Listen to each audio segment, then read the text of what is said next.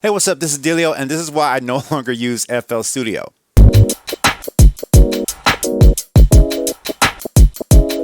Now, once again, I'm going to put that disclosure out there that I'm not trying to rag on any FL Studio users. I have some good friends that are FL Studio users, and I also know that FL Studio is a big platform. It's probably the most popular platform to make beats on. And this is a video explaining why I don't use it anymore. So I just want to make sure I acknowledge that so that nobody gets their feelings hurt. But, it's the internet. People are going to say what they want to say. Anyway, that's okay. Let's go right into it. So what I'm dealing with is that, FL Studio, I've used FL Studio for a long time. I used it since it was like 2.4, like late 90s, early 2000s. A friend of mine put me onto it. And it's a really good platform, and it's definitely optimized for the computer screen. And one of the reasons why I don't really use it anymore is because the lack of a hardware interface. Now, I do have to acknowledge the Fire. I made a controller for that, and then the cool thing about that is that you can link up four of those together. And as you have four of those linked up together, you got like a grid of like 16 tracks by 8 by 8. And if you buy four of those, you can have that. And it's a good controller. But the only thing I didn't like about the controller is while it did gives you tactile, a little bit of a more tactile thing.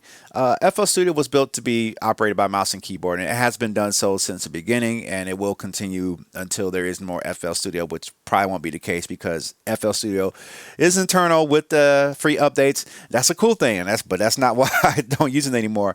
But I really like having a tactile interface with a screen there. It's just something about having that device that I missed out on a lot of times, and that's what actually got me onto the machine, was having that hardware interface. And it was just something different and something new.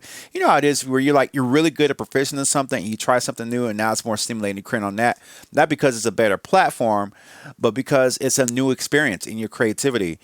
And one of the things I like is that I just like having a large interface, and I know that the Fire controller that they put out for that software, FL Studio, has like a small screen on it, and I just didn't like having a small screen, and it's just but it's still good. But if it still serves a purpose for somebody else, that's what matters most. So I want to be transparent and balanced there on that, because other people, there might be somebody else that really enjoys it. I like having pads and some knobs and a nice touch screen. And I don't really get to enjoy that with that. So the visual feedback is a little bit limiting. And I think I just had my phase with it. And oftentimes I'll preach one thing and I'll preach another. I've had a phase with FL Studio on and off for years. Sometimes I'll be on machine, then I'll be on the FL Studio mode or on the MPC mode. Sometimes I've been on MPC mode and I went back to the FL Studio mode just to switch up the feel, because each one I feel like makes you produce in your own style. And I had a very long FL Studio phase for a long time, and I can't say that it's over, but I think that just the touch interface and just the way the sequencer works on the MPC is really fun, because I just like dealing with the pads. It's just easier to manage my files. And that was the thing about the FL Studio. Like, a lot of times I didn't really use a lot of stock plugins with FL Studio. I used a lot of samples and a lot of third-party VSTs in there because they sounded amazing. But the sequencer was good. I can't really. I'm not even going to try to remotely even crap or say anything that I don't like about the sequencer. The sequencer is actually pretty dope. But the playlist and that DAW aspect of arranging songs is cool. But I don't know. I just fell in love and just fell a groove with the MPC, and I've been enjoying it. And sometimes I think it's a good idea just to find a platform that you're good at, that you enjoy, that serves you the most, and just stick with that. And right now it's the MPC versus the FL Studio. But like I said, I'm not crapping on FL Studio. I can't crap on it. Of course, there are things I don't like. Actually, I'm going to do a video about what I don't like about the MPC software later on. But in that aspect, I just had my phase with it. And you can't take FL Studio with you unless, and I have to be balanced on this one, you can't take FL Studio with you unless you have a laptop. And I had an idea for a video that I wanted to explore, but I don't know if I'll make it into a video where I'm talking about what if FL Studio releases a standalone device. And of course, the first thing that pops into my head of anything remotely looks like that, if I were to use my imagination, or if you were to use yours, is the MPC Force, because it has a screen on there and it has that kind of grid of buttons, but it looks more like an Ableton Push than it looks like an Akai Fire. I hope I'm naming that controller right. So, you can't take it with you unless you bring a laptop. And a lot of people bring their laptops. I was at a writing session last year, and they were there with their laptops making amazing music, and it's really cool. And there I was in my corner with my MPC Live doing my thing, and so I can't say that FL Studio isn't portable. And laptops are pretty limitless in their power now. They're very powerful. They're very expensive, and they have a lot of bang for their dollar. You got gaming video cards inside your laptops now, all types of processing power and storage inside your laptop now, which makes FL Studio very formidable, but it also makes it a little bit more delicate to me. I don't know if you're like me, where sometimes you have to be careful, and I hope nobody's been through this, but have you had a situation where you're transporting it and you're flying around your laptop, you bring it back home, and the screen is cracked, and you don't know exactly when something might have hit it to crack that screen?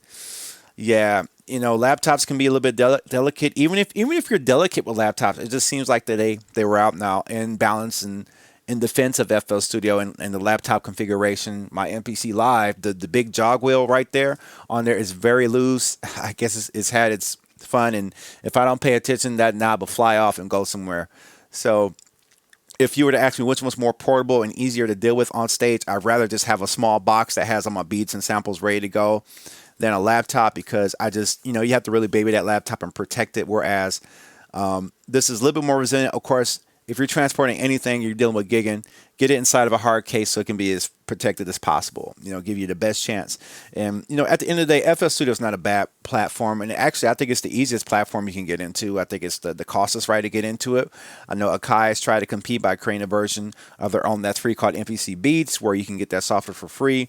But you're not really going to get an MPC experience unless you go and buy the hardware. They got the MPC Studio, gives you the pads, but doesn't really give you that full MPC experience that the one would start you off with.